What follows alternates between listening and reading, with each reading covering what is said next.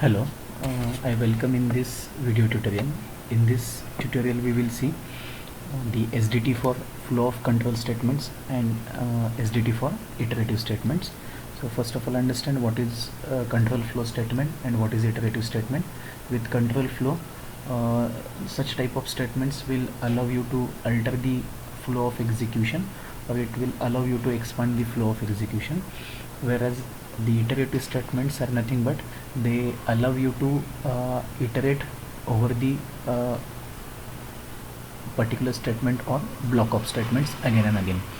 So we all know the examples of control flow statements, that is if statement or if then else statement, whereas the iterative statement example can be while statement. Now first of all, see how we can have SDT for such type of grammar. It is simple if then statement. It can be represented in the form of grammar like this. S will be the starting symbol. S stands to if E, that is expression, then S1, that means if expression is true, then only execute the block of statement called as S1. So let us understand what will be the semantic actions for such type of grammar. The grammar production rule is written here: if E then S1. Then understand we have the statements in the form of expression as well as some statement block. So it is denoted as E dot code, that will be expression, and second one will be block of statement, that is S1 dot code. This expression has true and false part. We have already seen this in the jump method. So E dot true and E dot false are the semantic actions or the path that can be taken based on true and false condition. So expression can be evaluated true or false. So when expression is true, if expression is true, then we will create a new label based on true condition, because we are going to execute this S1 path, S1 code. So when code is evaluated true, create a new label true and simply go to this S1 part. This is the way how if statements are executed. If the statement is false, then do not execute the S1 code, directly jump to a label called as E dot false. So here this E dot true and E dot false are nothing but the labels, and here I have denoted the conditions. So if code is true, then create a label E dot true, it is given here. When E dot true, then create a new label. When code is false, then directly jump out of that particular code block. So if it is false, then simply come out of the entire control flow. But if it is false, then come to the S dot next, that means simply come to the next statement after this S1 block. S1 dot next equal to S dot next. When if condition is true, you will be coming to this particular block, execute this and move to the next statement, and that next statement will be similar to this particular label, that is E dot false or S1 dot next. So S1 dot next will be S dot next. That label is nothing but this statement after this particular control flow. So in what way we can generate the code? It will be S dot code. So TAC will be like E dot code. First of all, create a code for this expression, then generate the true condition E dot true, and for that true condition create a code for the statement that will be evaluated after true condition. In this way it goes. See an example: if A less than B, then execute x equal to x plus 1 and y equal to a plus b. So two statements are there given in the parenthesized expression. So when A less than B is true, then only this will be executed. So E dot true will execute this S1 block. So for this we will have E dot true and E dot false condition. When E dot true, we will be executing this. If E dot false is there, we are coming out of this parenthesis and we will be coming to this part. So it will be called as S next. So here I have used the same labels. So now see, you can number the different instructions. Even if you are not numbering, then also it is okay. So at 100 address location, we will be creating a new label. So simply see here e dot true equal to new label. So create a new label for this particular thing when it is a true condition. Just imagine it is a true condition, so create a new label. So new label is created, L1.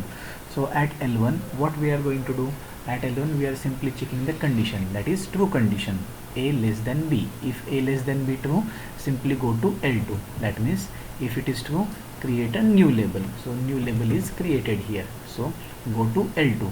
L2 part is there, so you can create L2 over here. In the L2, when it is true, what you will do, you will simply create the code for this. This is nothing but the L2 part. So in the L2 you will be creating a temporary variable for x plus 1. So what is x plus 1?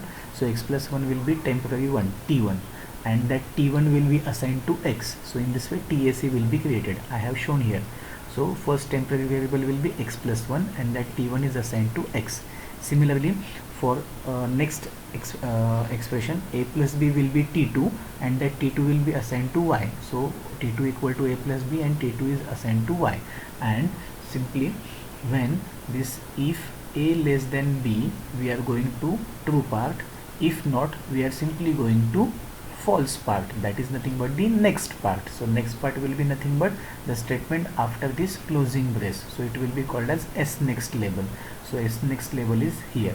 Once you evaluate all true part, that is S1 dot code, also you are going to visit the next statement after if closing brace. So here also you will go to S next, and after executing all S1 dot code statement, you will be visiting S next. So in this way the TAC can be created for if then statement. Next we will see the example for if then else statement. So grammar will be S tends to if expression is true, then execute S1. If expression is false, then execute S2. So for this type of grammar or this type of production rule, how we can have the block diagram. So if then else kind of condition is there, we will be having a code for the expression. This code will be having two conditions, that is e dot true and e dot false.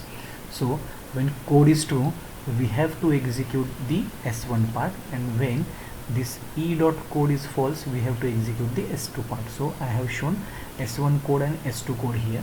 So when e dot code is true, simply create a new label, that is jump to what, S1 code. So we will be creating a new label, that is e dot true, and we will be executing S1 dot code. Here also I have shown here, when e dot code is true, then for that execute the S1 code. This is the code 1, or this is nothing but temporary one. Then in the code 2, what you have to do in the code 2, when it is a false condition, then simply what you will do, if entire expression is false, then you will be visiting the else part. So create for the false condition also, create a new label. Let us say that new label can be anything. It can be it can be jumping to the S2 code or S2 section. So when e dot false is there, you will be simply creating this label and visiting the S2 part, that is nothing but the else part. But when S1 is over, you should exit from the entire block. So go to S dot next is nothing but after executing the S1, you should be come out of the entire code block. Similarly, after executing S2 dot code, you should be coming out of the entire block and visit the next label called as S dot next. So code 1 will be when true condition is there. Code 2, generate go to for S dot next, that means when S1 is visited, come out of the block. So generate go to S dot next, and lastly generate the code for false condition, that is S2 dot code, and after S2 dot code also you visit the S dot next. So in this way the entire 3 address code or intermediate code can be created for if then else statement. So let us see the example. If a less than b, x equal to x plus y and a equal to a plus 1, and in the else part we will be having a equal to a minus 1 and y equal to x plus y. So how it can be executed? So the diagram from the previous slide and the semantic actions I have shown here. So based on that, just create the 3 address code sequence. So first of all, create a label for this particular condition L1, that is if a less than b, then what, If a less than b true, then create a new label. That new label will be what? New label will be for the S1 part. Now this is S1 part and this is S2 part. So create a new label. So we will be creating new label, let us say L2. So L2 will be S1 and L3 will be, for false condition we will be creating next label, that is L3 for the S2 part. So L2 will hold entire S1 code and L3 will hold entire S2 code. So if true, then go to L2. If false, simply go to L3. So T1 equal to x plus y, x equal to T1. So we have created x plus y as a temporary one, and that temporary is assigned to x, and we have created temporary to T2 equal to a plus 1 and assigned T2 to a. When L2 is over, here the statement should be what? S dot next. So you can write here, go to S dot next. So next it will be for the S2 part. So when else condition is there, that means e dot false condition is there, we will be creating code for S2. So for S2 we will be simply creating a new temp variable T3 equal to a minus 1 and assign T3 to a, and T4, that is temp 4 equal to x plus y and assign that temp 4 to y. And after visiting S1 and S2, simply go to the S next. So after S1 you will be going to S next, and after S2 you will be again going to S next. So you can give the address as well in this particular TAC. So you can start with 100, then 1, 2, 3, 4 up to the last statement. You can give the addresses. Next is while statement. So it is a iterative statement. So grammar or production rule can be S tends to while E repeat S1. So while condition or the expression E is true, you have to repeat that S1 statement block. So E dot code can be evaluated to true and false. These are the condition. If it is true, execute the S1 dot code, and after that go to begin part. That means again go and check the condition. If it is true, then execute. When it is false, then simply come out of the entire block. So S dot begin will be the new label. So start with the creating new label so that we can reach to that label again when entire code statements will be executed. When it is true condition, create a new label and go and visit the entire statements iteratively. When it is false statement, simply come out of the entire block and create a new label or go to the label called as S dot next. So let us see in what way it will get executed with an example. While a less than b, do. That means when while condition is true, you have to execute this entire block. So when while condition is true, then this entire block will be executed. So this particular point, when while is started, it will be called as s dot begin, and the statement after the entire while block, it will be called as s dot next. So now this part will be called as S1. The entire if and else jointly combinedly will be called as S1 part. So this example basically comprises two types of statement, that is one is iterative and second one is control flow. The if then else we have already seen in the previous slide. So for while we will be creating a label, let us say create a new label, that is L1. So when a less than b, then what we have to do, we will go to simply to the S1 part. So S1 part can be label 2. So create a new label L2 for that S1 part.